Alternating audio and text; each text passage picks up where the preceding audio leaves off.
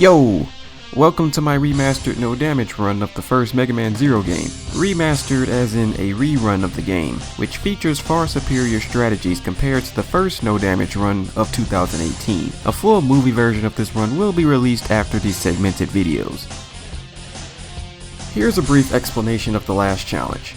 The exploit you see on screen trivializes the game's difficulty against bosses who are vulnerable to it, so for the sake of fresh gameplay, it will be omitted from my options. The next time you'll hear my voice will be after the intro stage, so see you soon.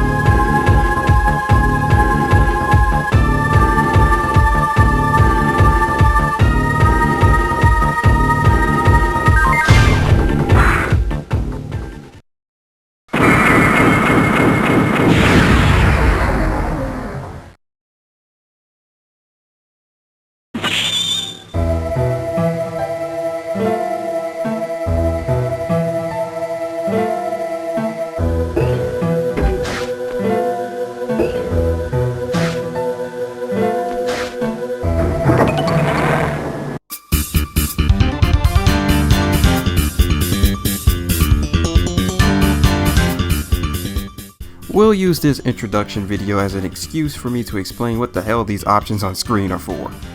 End My Suffering, or EMS for short, refers to a reel of noteworthy outtakes or failed attempts that I'll generally exaggerate and poke fun at via editing. These are also there to just kind of show that I'm not some robot or god, and I do make mistakes, usually embarrassing ones.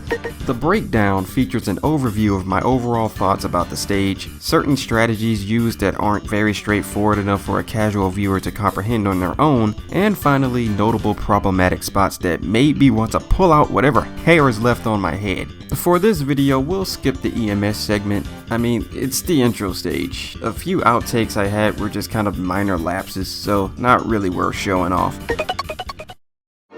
Not a lot going on here. About the only thing that I could think of that caused even a margin of difficulty would be mistiming my shots at the floppers. The hitbox of the explosion actually spreads out quite a bit from the explosive wave sprites, so not timing the dash just right to escape the blast radius or getting hit trying to cause the explosion to destroy the Pantheon Guardians caused a few outtakes. One thing worth noting, because people love tossing around false cheating task accusations these days, is that since Zero doesn't have his Z-Saber from the start, the game actually treats both your main and sub weapons as sort of two busters in a sense.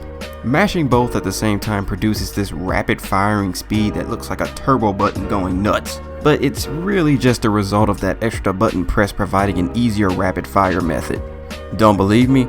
Try it yourself. Play the intro stage and mash both your main and sub weapon buttons on the Hopper's nest as fast as you can and watch it get deleted in a second. No use explaining the reasoning for such a low difficulty rating. Instead, let's take this opportunity to explain what all of this means for future videos, so I won't have to explain myself 15 more times.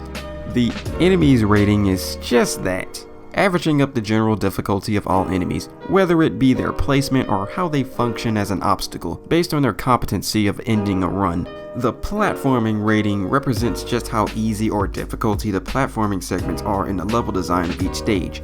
Stuff like tight jumps or platforming that's not very easy to traverse in a very quick or stylish manner warrants high rankings. The boss rating is self-explanatory.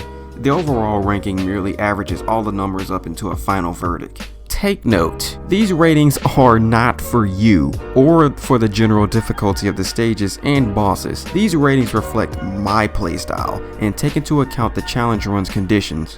Well, next up is the disposal center. I'm gonna have so much fun editing that one.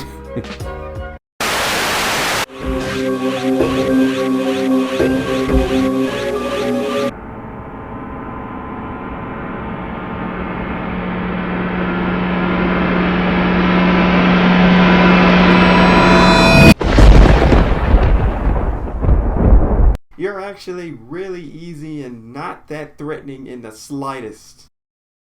Go home.